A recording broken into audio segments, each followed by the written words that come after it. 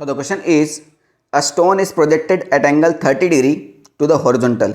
The ratio of kinetic energy of stone at a point of projection to its kinetic energy at the highest point of flight will be. तो बहुत ही simple question है. Kinetic energy का ratio पूछा है कब, जब वो यहाँ से जब वो प्रोजेक्शन स्टार्ट करेगा यहाँ पर और जब वो उसके हाईएस्ट पॉइंट पहुँच जाएगा यहाँ पर.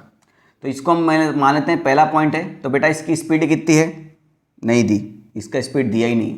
ये एंगल 30 डिग्री पर है. तो क्या होता है, देखो काइनेटिक एनर्जी जो है वो स्केलर क्वांटिटी है, वो किसी एंगल के ऊपर डिपेंड नहीं करती.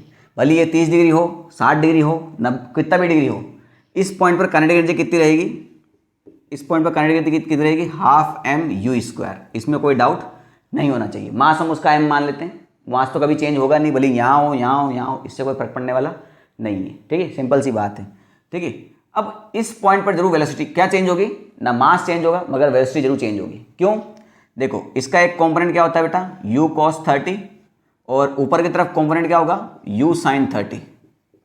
तो बेटा ये इस पॉइंट से ऊपर तो जा नहीं सकता, इस पॉइंट से ऊपर नहीं जा सकता, मतलब इसको ऊपर ले जाने वाली वेलोसिटी खत्म हो चुकी है. सिंपल सा कंसेप्ट ये समझो आप, इसके ऊपर ये नहीं जा सकता, मतलब ऊपर ले जाने वाली वेलोसिटी खत्म हो चुकी है. यानी ऊपर ले जाने वाली वेलोसिटी कौन सी है, ये वाली, यानी ये यहाँ पर जीरो हो चुकी है, यानी वाई डायरेक्शन की वेलोसिटी जीरो हो चुकी है. और प्रोजेक्टाइल मोशन में एक्स डायरेक्शन पे ना एक्सेलरेशन होता है ना रिटार्डेशन होता है. यानी एक्स डायरेक्शन की वेलोसिटी कैसी रहती है बेटा, कंप्लीट मोशन में अनचेंज रहती है, इसमें किसी प्रकार का चेंज नहीं होता. तो भले ही पॉइंट आपका यहाँ हो यहाँ हो यहाँ हो यहाँ हो या यहाँ पहुँच जाए, हर एक पॉइंट पर इसका जो वेलोसिटी रहेगा वो u cos 30 ही रहने वाला है, इसमें कोई प्रकार का चेंज नहीं होता. तो यहाँ पर भी क्या रहने वाली है आपकी u cos 30, इसमें कोई डाउट नहीं होना चाहिए. ये वाली वेलोसिटी जो u sin 30 है, ये वाली वेलोसिटी जो है टाइम टू टाइम चेंज होती रहती है, घटते रहती है. यहाँ से घटेगी और यहाँ पे जीरो हो जाएगी, उसके बाद फिर से बढ़ेगी और यहाँ पर वापस u sin 30 ही आएगी. और यही कंसेप्ट हम नॉर्मली बताते हैं कि जिस वेलोसिटी से ऑब्जेक्ट ऊपर जाता है उसी पॉइंट पर उसी वेलोसिटी से नीचे आता है. तो यहाँ से हमने u से भेजा है तो यहाँ पर भी ये u से ही आएगा और उतने ही एंगल पर आएगा. सिंपल सा कंसेप्ट ये होता है.